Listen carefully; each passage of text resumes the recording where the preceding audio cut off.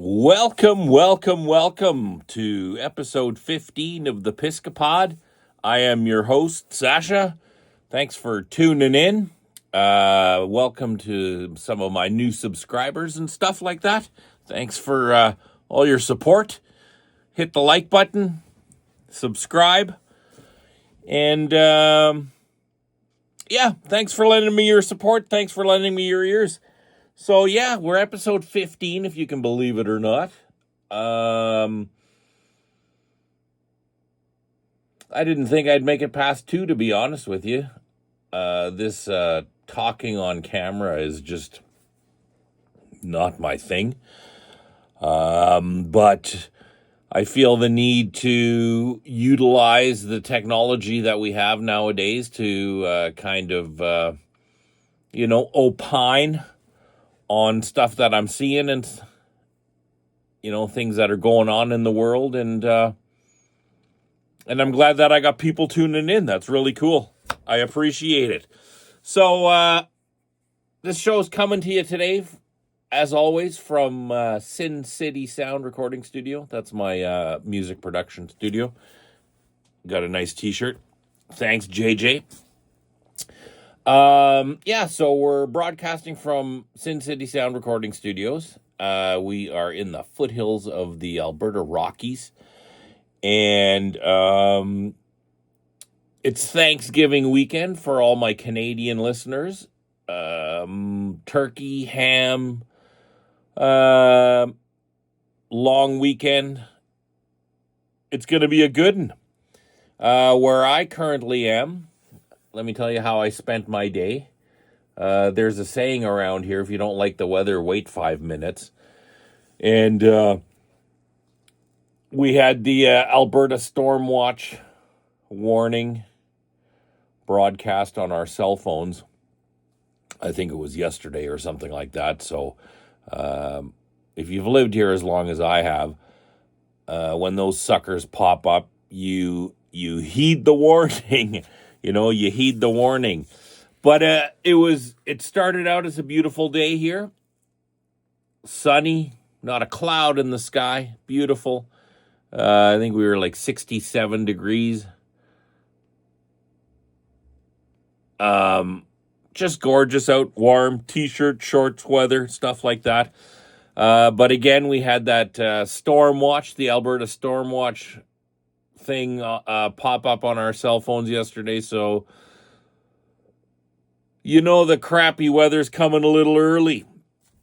And it did. So, we spent the day, putting the camping gear and everything like that, got that all stowed away and where it needs to be for the season.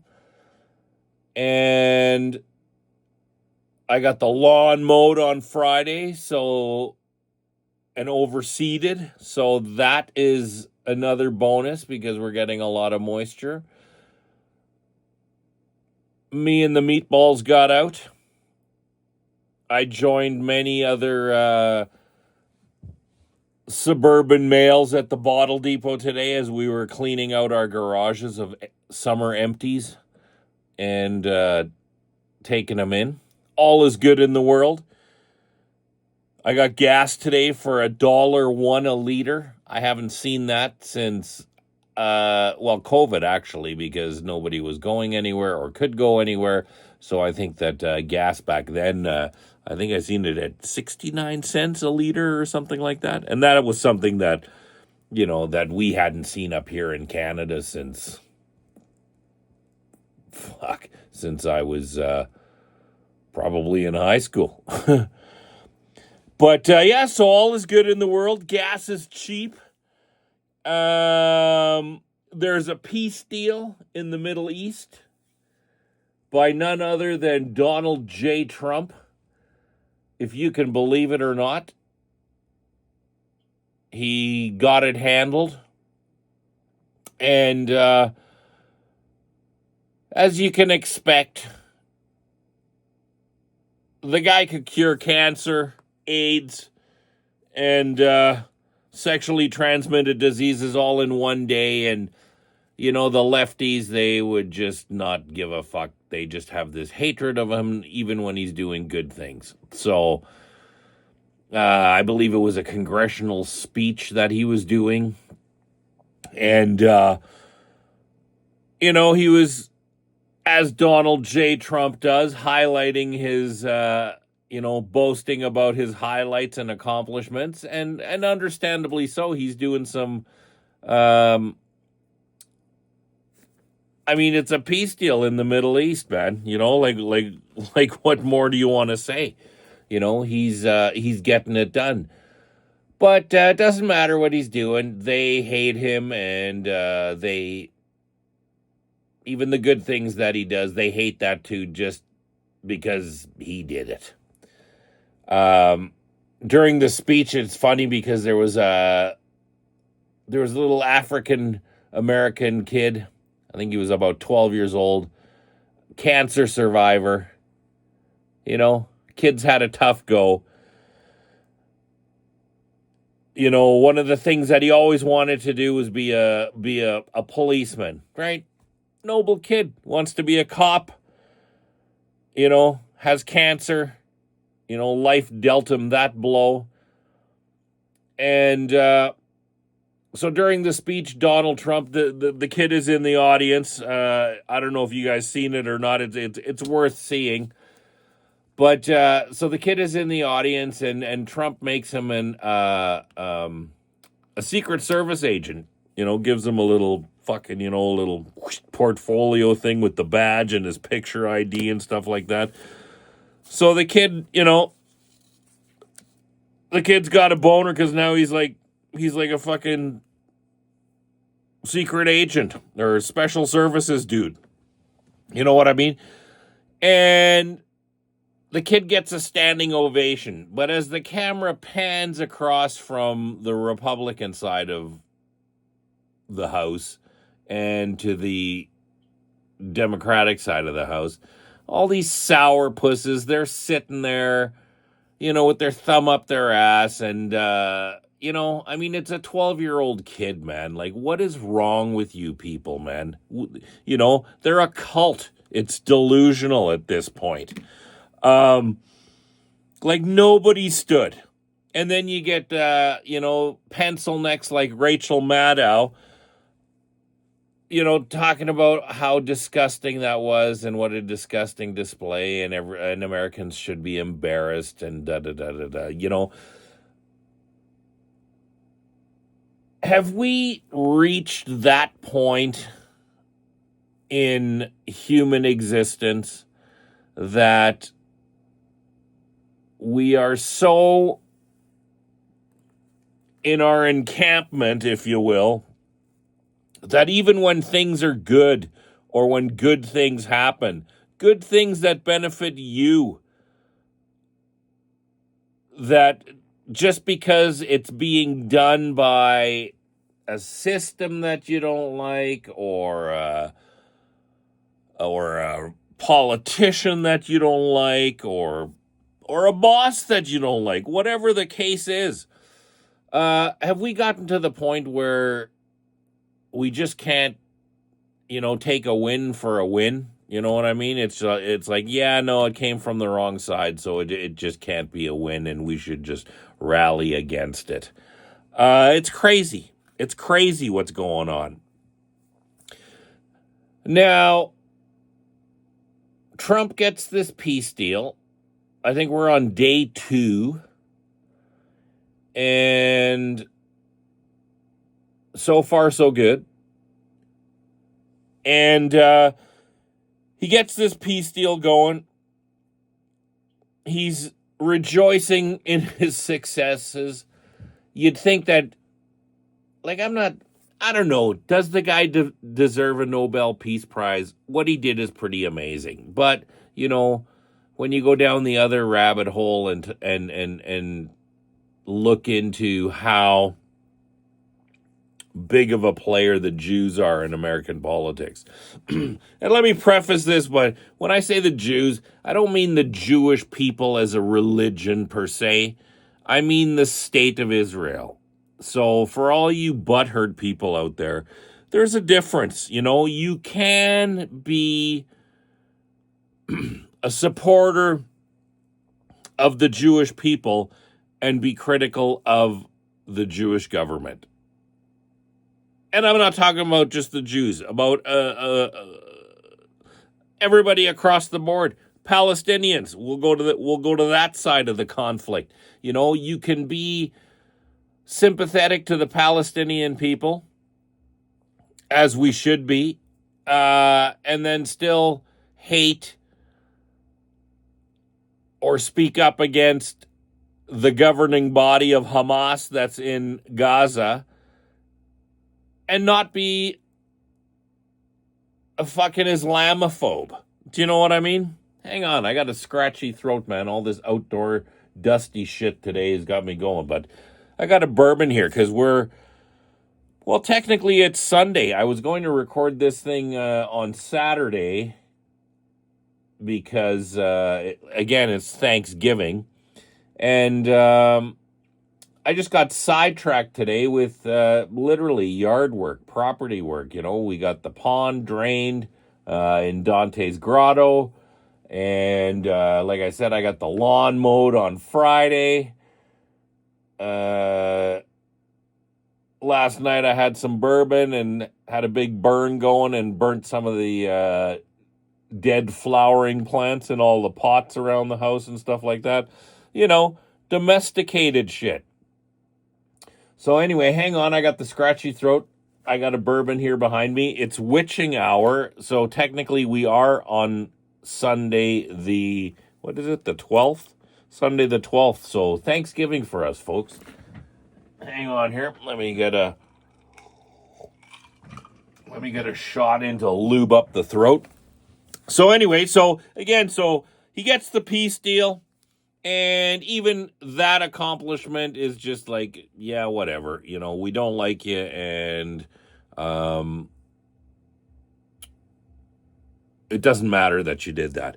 It even goes as far as the pro-Palestinian protesters. So now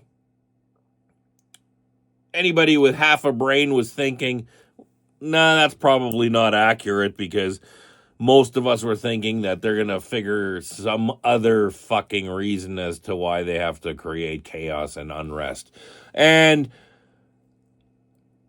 true to fashion, the pro-Palestinian protesters all over the fucking world, here in Montreal, Canada, especially, you know, war's over. Go home, man. Go back to your mother's basements and fucking whatever else you do.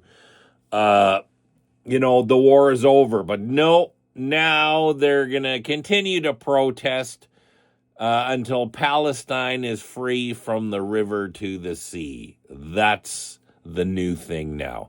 So, are you cluing in yet, folks? Like, seriously? Do you understand that it has nothing to do with... You know, the left side, they just continue to move the goalpost. Do you know what I mean? So, you know, the war has to stop. The babies have to stop dying. The bombs have to stop fucking raining down on the Palestinians. Okay, that's done. Oh, yeah, no. You know, that's great, but, well, they don't even say that that's great. They're just automatically, well, yeah, but whatever, Palestine to the river to the sea. It's an unattainable goalpost, because anybody that has any sort of, oh, my lights went off behind me. Ooh, getting close to Halloween, man. 3 Fridays.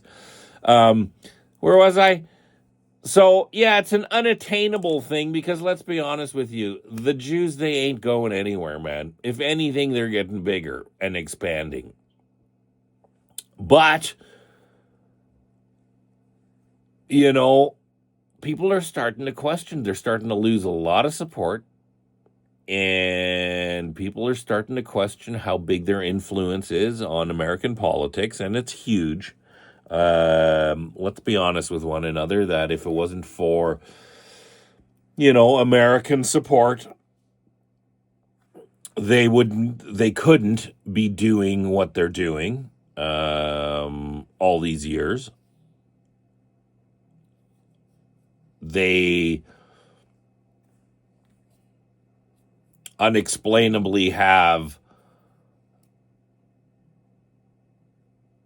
certain concessions that they're allowed to enact that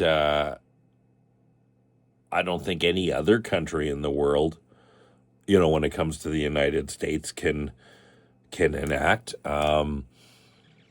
Everybody knows that Israel has nukes, but they're the only country on the planet that doesn't have to be part of that nuclear proliferation something or other it's called.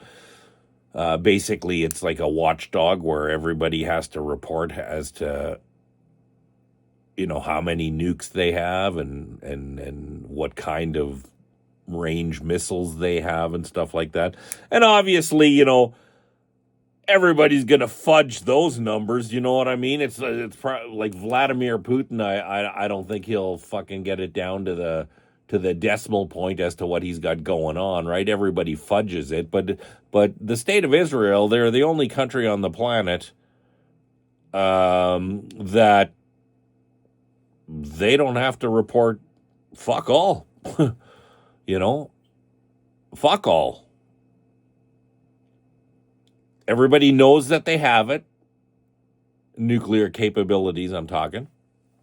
Everybody knows that they have it, but nobody knows exactly how many nukes that they have. Anyway, backtracking, none of what they're doing, what they've been doing all these years, they could have ever done without the support of America. So that kind of brings me into to my next topic, the Charlie Kirk thing that's going on. So going back with Israel, nothing that they're doing can be done without American support. So American support to them, meaning the state of Israel. So American support to the state of Israel is a huge, huge thing. Basically, it's dependent on their survival, to be honest with you, because if it wasn't for our weapons and our money for them to, procure other weapons and safety measures and this, that, and the other thing, they would have been wiped off the map a long, long time ago. The Middle Eastern nations that they're surrounded by, they would have just fucking pummeled them ages ago. So their dependency on American tax dollars is huge. And that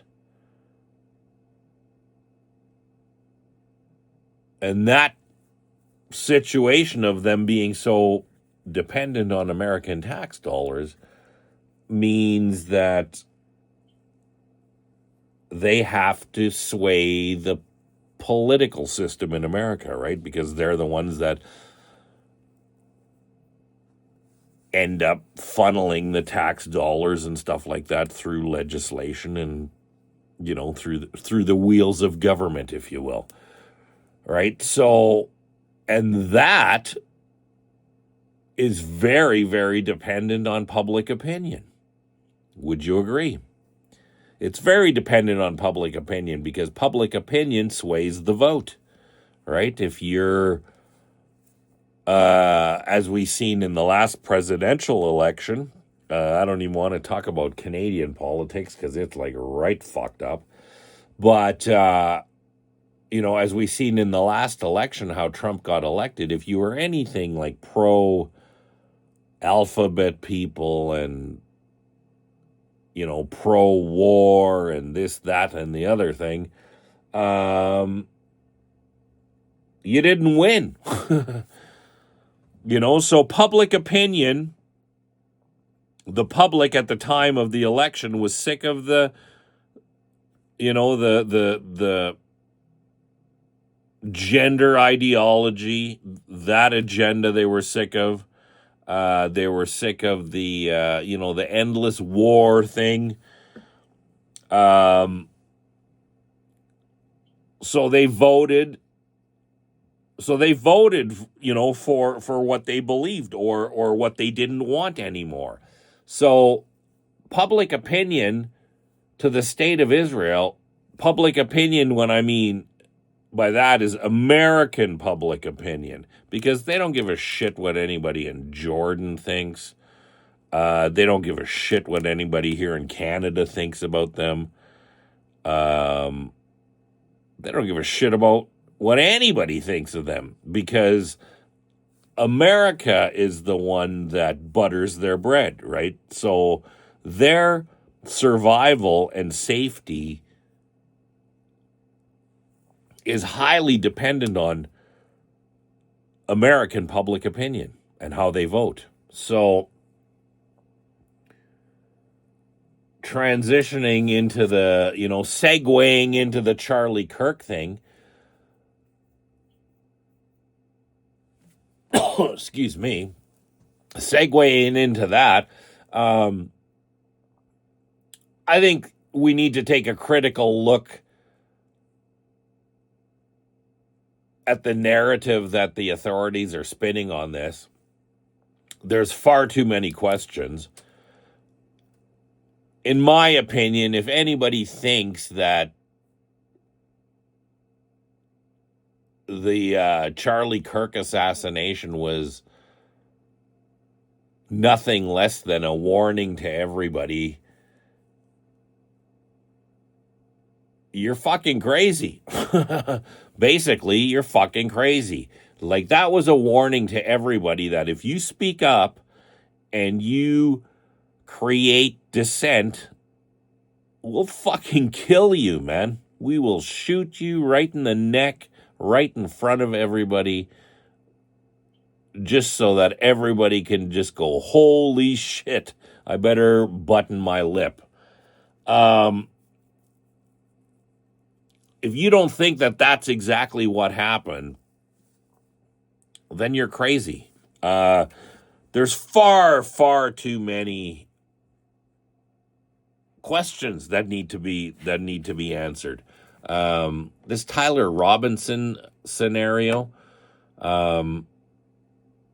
just look at the coverage that we've been getting on this. Think about the OJ trial. Remember that? It was like on every channel, every little bit of, hey, we found a pubic hair, boom, it's like all over the news. Here's the murder weapon. Here's the knife he used. Here's the bloody glove they found. Here's the cut on OJ's finger. Like it was like nonstop, like just this bombastic deluge of nonstop fucking information. But this thing, which is arguably the biggest political assassination since JFK, in my opinion, there's nothing. They show like one picture, of the rifle that they found.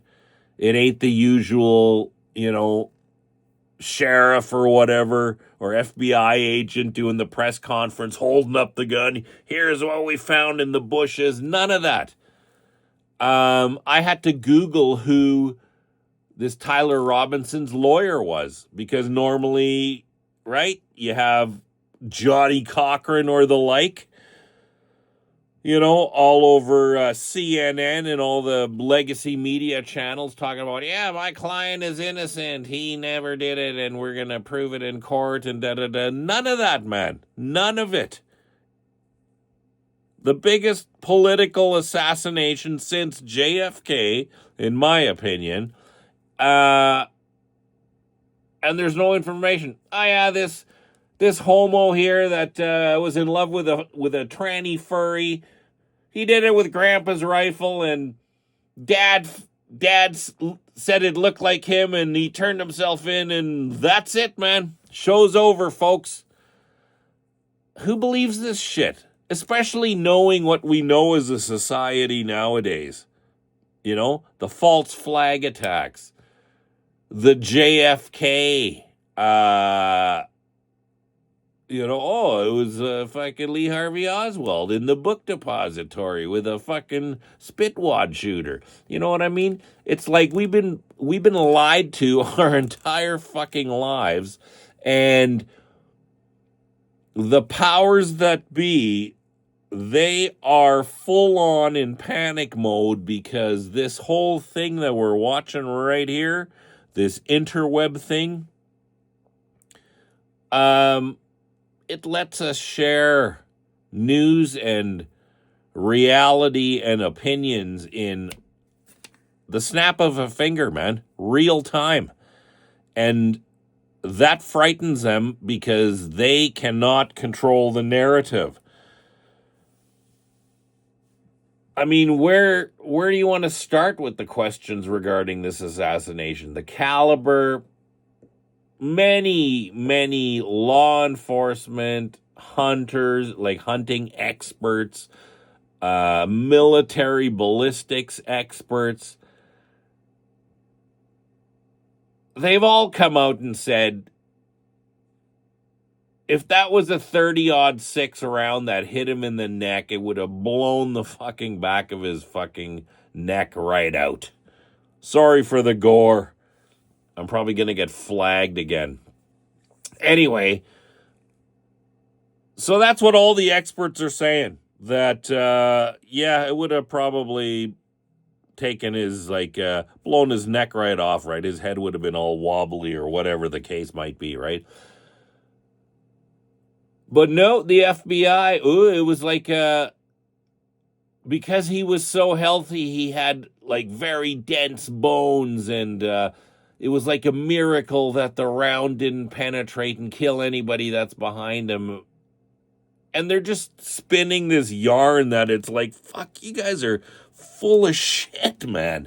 Like, who believes that? Oh, yeah, his bones were so healthy that it stopped the bullet, but, a 1,400-pound moose running through the forest in Canada, if you shoot the thing with the same caliber of bullet, it would, shatter bones and be a through-on-through wound. But Charlie Kirk, because he prayed to Jesus lots and drank lots of milk, stopped that 30-06, man.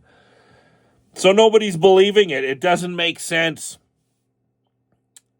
The silence on the investigation, like I said, normally it would be all over the news. This is what he said. This is what this is what Tyler Robinson had to eat in jail. And this is what, his bunkmate in cell block C is saying about him. None of it, man. None of it. His dense bones stopped the bullet,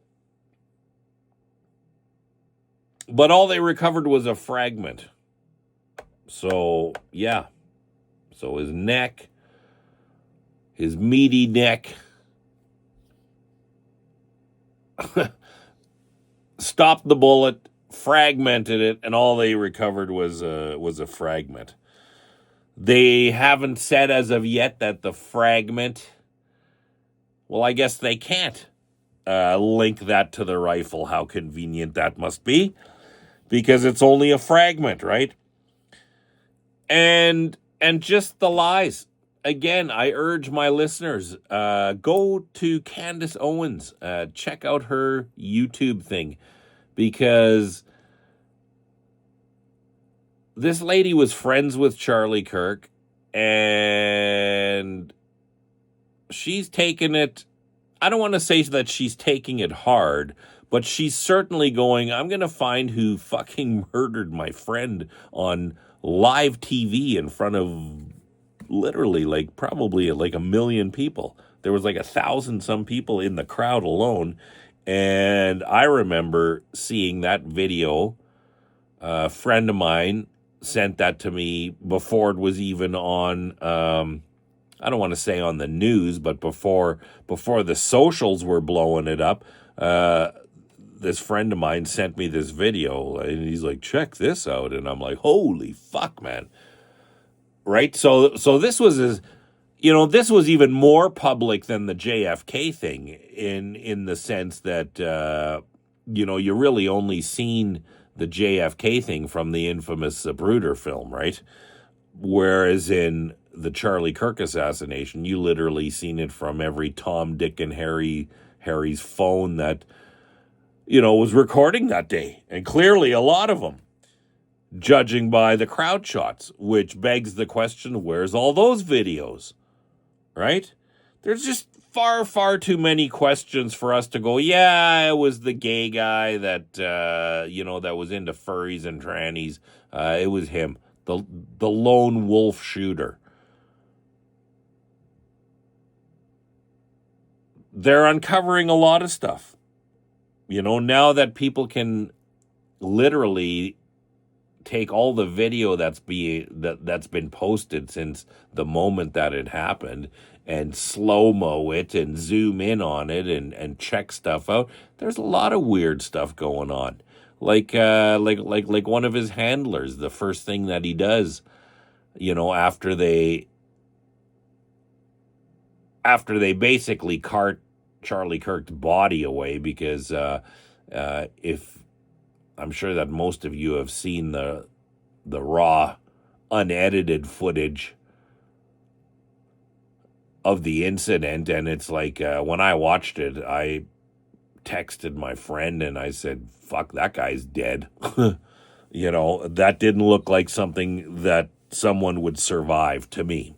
So basically, one of his handlers, literally seconds after they cart him away from the tent towards the SUV or whatever to take him to the hospital, because for whatever reason they didn't have an ambulance on standby, and or they didn't use the ambulance. Anyway, so literally seconds after they cart his body out of there, one of his handlers jumps up, grabs the chair that Charlie Kirk was sitting in, which technically, like, I'm no detective, but technically, wouldn't that be part of a crime scene? Right? Like, that would be part of a fucking crime scene. Anyway, so he grabs the chair that Charlie was sitting in, stands on it, and proceeds to remove the SD card from probably a Turning Point USA camera. They probably document all of these town halls or campus events and stuff like that. Anyway, he removes the SD card. Odd thing to do when you see your boss take one in the neck. That footage has never been shown.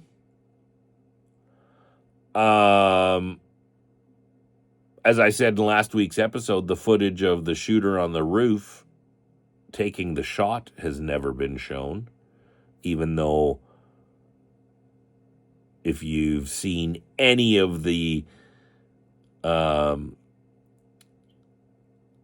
it was actually a campus camera that covered that entire roof, right? So the FBI, if that dude on the roof took the fatal shot, the FBI definitely has footage of it, which they haven't released. Again, ballistics experts have come out, now that more information and more videos have come out, and they still don't understand that the puff of, not smoke, but the puffing of the shirt before you see the exit or the neck wound, right? So people are, people on the internet and stuff are saying that, maybe it was like the lapel mic that he was wearing. I don't think it was the lapel mic, but you can't discount any of it if we're talking about the state of Israel and what they're capable of, and back to how important to the state of Israel that American public opinion, it's existential to their existence, right? If all of a sudden the American voters started taking a more critical stance against Israel and then would use their voice to vote for their beliefs, meaning that whoever they voted in would also be in favor of that and perhaps cutting down military aid, financial aid, anything like that. You could see how that could be something pretty scary to them, given that they couldn't do any of their warmongering and genociding that they're currently doing if it wasn't for the fact that the Americans are sending rockets and money and rockets and stuff like that. So anyway, you can kind of see, I'm not saying that the state of Israel has had any part of this, but I don't think that the authorities have done a thorough enough investigation to discount that, given the fact that Netanyahu was on state TV and on the internet RIPing Charlie Kirk before President Donald Trump announced it to social media. So think about that for a second, right? How would he know? How would he know? Right? And he wasn't talking about, oh, I hope he survives. It was like, oh, yeah, no, he was like a great guy and fucking yada, da, da, da. So, again, I'm not saying that they did it. And by me being critical of this narrative, it doesn't mean that I'm anti-Semitic and I hate all Jews, because I'm a big boy. I can differentiate between the Jewish people as a religion and stuff like that and the state of Israel. So keep that in mind. There's just far too many questions, and this investigation got not shut down, but got closed far too fast. There's no way that in, what's it been now? It was September 10th that it happened. So literally it's been 4 weeks and it's open, shut, boom, done. Move on, everybody. And while we were focused on this circus, they had us totally forget about, where's that Epstein list, right? Nobody in their right mind believes that there was no list. Did he? P. Diddy. Did he or didn't he? He did. Where is his fucking list? Where's the videos? The guy was on national TV roundhousing his girlfriend, booting her in the head, dragging her by the hair back to the hotel room, and the guy got 4 years, man. And that's not the only thing that he did. He had endless witnesses talking about how, well, basically he's a sexual deviant, right? Like 1,000 bottles of baby oil. We don't need to go down that rabbit hole, right? But these people are skating and we're just forgetting about it. Where's the news about him, man? Where's the news about him? He got 4 years and it's like, okay, people, move on. Epstein, yeah, there's a list, man. There's lots of Bill Clintons on it and fucking Harvey Weinstein's on it, and wait till you see who's on the list when we release it. It'll blow your mind. It'll blow the lid off of Hollywood. Da, da, da, da. Oh, did we say there was a list? No, sorry. There was no list. It was Obama. It was Obama and the Democrats, right? Everybody knows that Jeffrey Epstein was like a Mossad agent or at least a pansy for them. There's no denying that. I mean, his ride or die, that Ghislaine Maxwell, whose father was Robert Maxwell, a media magnate, also an agent of the Mossad, who not only got honored by the Israeli government, but I believe they buried him in like a very, very special place in Jerusalem, right? Like this guy was like a spy and a fucking handler and a blackmailer, like all the way. And then his daughter is with Epstein, and then they got the private island and all the young girls and yada da da da da. And oops, how did he hang himself? We better check the cameras. Oh, wait a minute. Those cameras weren't working. Oh, and the guards were asleep and not paying attention. Anyway, our eyes are open, folks. Our eyes are wide open, man. We don't believe any of this fucking nonsense anymore that they're trying to funnel down our throats, man. So again,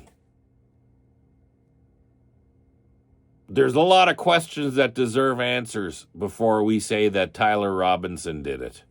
That's all I'm saying, man. They deserve answers. Are we ever going to get them? I doubt it. Right? Remember Trump? Oh, yeah, I'm going to release the JFK files. Still waiting. You know, they released some shit that was like highly redacted. So, yeah, right?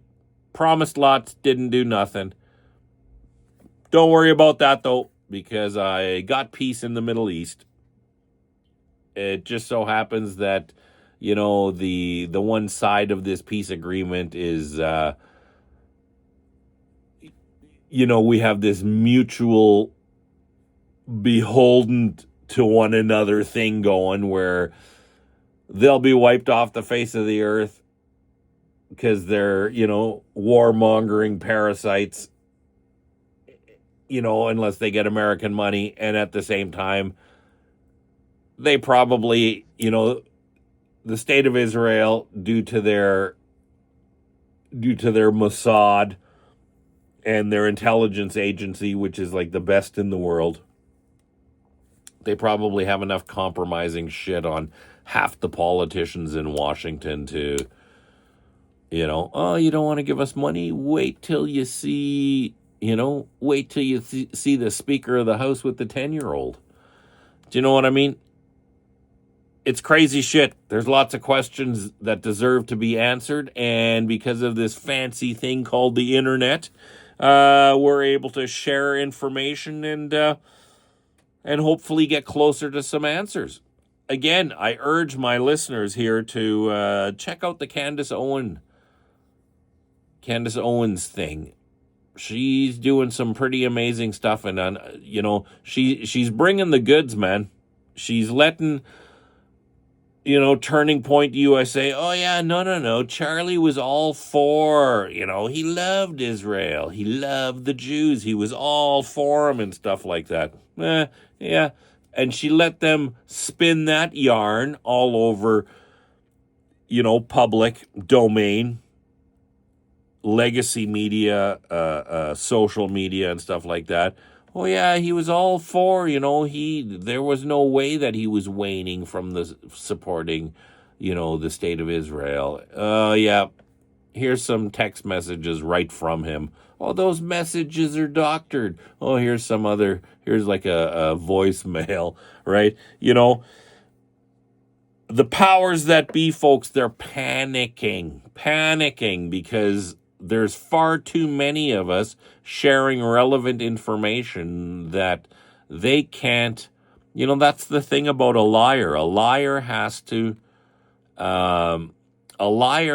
constantly, let me put it this way. The truth is the truth, right? So if you know the truth, somebody could ask you 10 years down the road, and it'll still be the truth. You won't have to think, oh, what did I say 10 years ago when they asked me last time? Right? The truth is the truth. And what's going on now is the powers that be that are trying, that they got this death grip on power, and they'll do whatever. They'll shoot you in the fucking neck in front of everybody because they cannot afford to have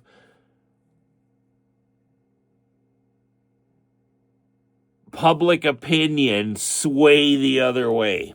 They can't afford it. They can't afford to do it. So this is how they take care of business, man. And I'm not saying it's a left or a right thing.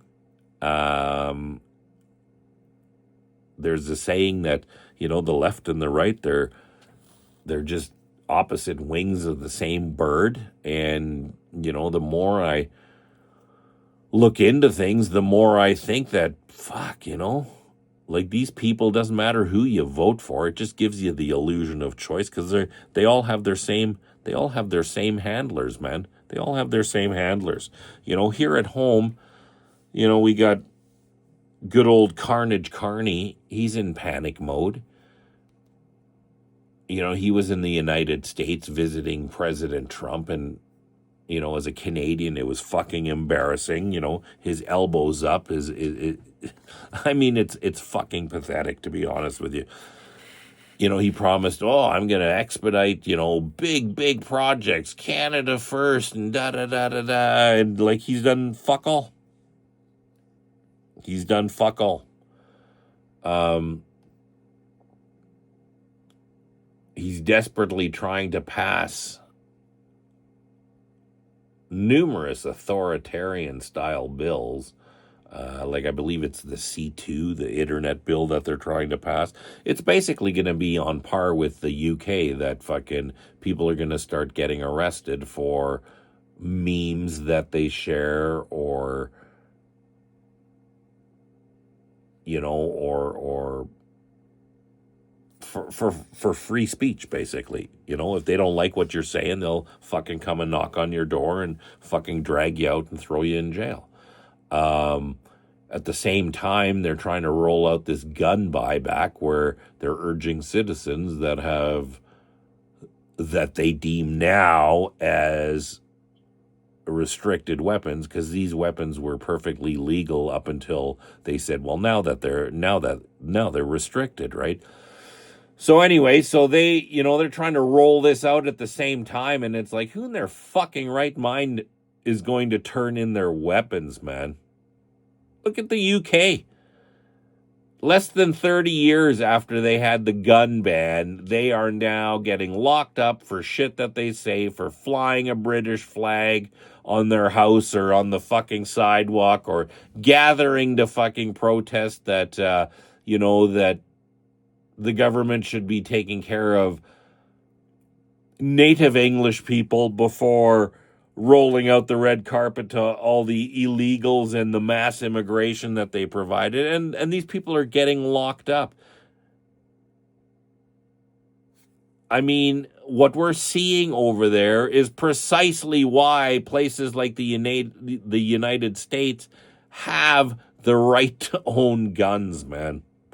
And, in Canada, things are always a little different. Thankfully, we have Danielle Smith here in Alberta that, for most part is doing the right thing and is on our side, and basically telling Carney and the libs to, go piss up a rope when it comes to this tyrannical overreach from the government that, on every step of the way. It's crazy. But at least we got Danielle Smith on our side. But, I don't know what these government officials think, if they think that anybody in their right mind, and I'm sure that there's going to be a few limp-wristed D-bags that are going to be, here's my gun. Here's my gun. Here you go. Thanks. I'm doing the right thing. I don't think that Alberta is going to follow suit, though. or at least I hope not. Where's the Canadian men? You know, where are you guys, man? Now, I have more than a few friends, guys and girls, that are like, they're ready to go, man. You know, again, I'm not inciting violence by any stretch of the imagination, but we're not going to go down without a fucking fight. We're not going to go down like the UK that one day, like, think about it. The UK, they basically gave Western civilization to the fucking world. Once upon a time, the sun shone 24 hours a day on the British Empire. That no matter where the sun was in the sky, man, that it was touching the British Empire. And from them to go from that to, you know, they figure that London will be native Brit minority in the next 5 to 10 years. Like the mayor of London is Muslim. The mayor of all the bigger cities around London are Muslim. You know, their prime minister, he's a woke douchebag, forcing them into you want to work, you're going to get digital ID. And here in Canada, Cockholster Carney, you know, he's well on his way to rolling that out for us too. Like I said, these crazy censorship bills on the internet and stuff like that, where you're going to get thrown in jail because you're criticizing your government, or you're criticizing immigration policy, or you're criticizing, the rampant crime rates due to unvetted immigration and stuff like that. You can go to fucking jail, man. This is the world that we're living in, man. And it's crazy. Folks, as I said at the top of the show, for my Canadian friends, it's Happy Thanksgiving. It's the witching hour here at Sin City Sound. It's 1 o'clock in the morning, Sunday morning. And I recorded this a little early so that I've been having technical difficulties with YouTube. It was taking forever and a day to load my shit up. So I apologize for, the last 2 episodes. They were done well before 8 and uploading, and whatever the case is. Anyway, I'm glad people tuned in and listened to them and watched them and stuff like that. I hope you watched this one. So for all my Canadian friends, happy Thanksgiving. Where I am currently, it's snowing like a bitch. Go to my Facebook page. I got some video out my back door. As I said earlier today, it was like 16, t-shirt and shorts weather, sunglasses, hot, beautiful, and then it all of a sudden went to shit, and we got snow, and it's accumulating. So for my Canadian friends, happy Thanksgiving. We got a long weekend.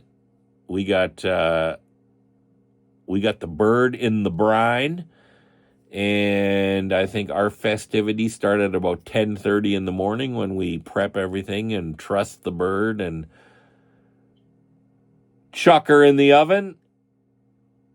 The dogs are happy because they love turkey lurkey. I love turkey lurkey because you give them a couple big chunks of that and their tits up, and they can go lay down for a while and not be underfoot constantly. But all in all, it's a good time. And even though all the shit's going on in the world, folks, let's take this time to be thankful for what we do have, the good things, man. Because there's a lot to be grateful for. There's a lot that we have to be vigilant about. There's a lot we have to, keep our eye on and not slack off. But on the flip side, there's a lot of shit that we are grateful for. And one of the things I'm grateful for is you guys out here listening and liking and subscribing and messaging me and stuff like that. I do appreciate you folks. I am going to let you get on with your weekend. I don't know, is there a long weekend in the United States too? Always seems to be if we have one, maybe you have one. Maybe not. Maybe not. Anyway, for my Canadian listeners, man, happy Thanksgiving. Surround yourself with family. Surround yourself with your tribe. Stand proud, man. And stay vigilant. That's all I can say, man. Lots of shit going on. Lots of stuff to be thankful for. I appreciate all of you guys. 1868 Entertainment and Media bringing the show to you right from Sin City Sound. I appreciate all of you. Go down below and hit the like button, hit the subscribe button. Send me some messages, man. What do you want to hear about? What do you think about what I'm saying? I could be full of shit. You might totally disagree with me. Anyway, I want to hear from all of you, man. It's all about dialogue. We gotta have dialogue. Anyway, guys, happy Thanksgiving to my Canadian friends. My American friends, I don't know what to tell you. Come on over for turkey. I always have a seat at the table for any of my American friends. And have a great weekend, everybody. And we will see you next Sunday, 8 o'clock Sundays, YouTube. See ya!